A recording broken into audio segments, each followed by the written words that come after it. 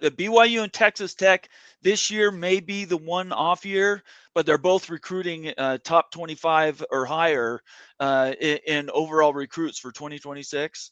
So that's what I would tell everybody to pay attention to. Watch for Texas Tech and BYU to stay, again, competitive at the top.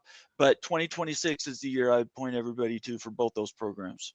So, Nathan, when we bring up those two programs, the first thing that comes to mind with anyone tracking this at all, you don't have to be tracking it much below the surface. For Texas Tech, it's, oh, well, they're pouring money into this situation. Right.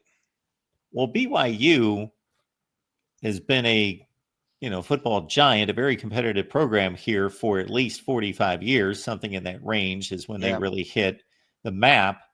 But we don't think about BYU over prioritizing football. Of course, you have to be committed to it to be as good as BYU's been, but it's kind of strange to put them in that same barrel and category with Texas Tech. Except that I would say BYU spending similar type money. Are they? Okay. Yeah.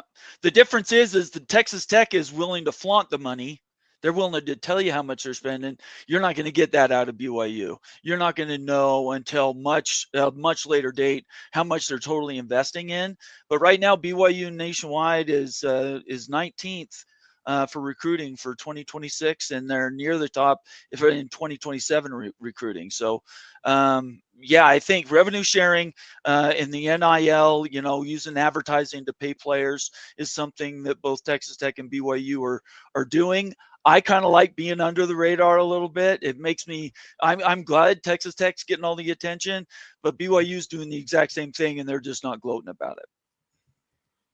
Yeah, and then of course they picked up this quarterback Ryder Lyons, and that made big news because they plucked him away as one of the best quarterbacks in the country from a lot of elite programs. Yes, for sure. Got Nathan Brown here breaking down college football, the Big 12 in particular, with media days going on in Dallas or just north of Dallas Tuesday and Wednesday this week. So we will be talking Big 12 all week here at the Voice of College Football, and catch Nathan's work there at College Football Mafia. It's easy to find right here on YouTube.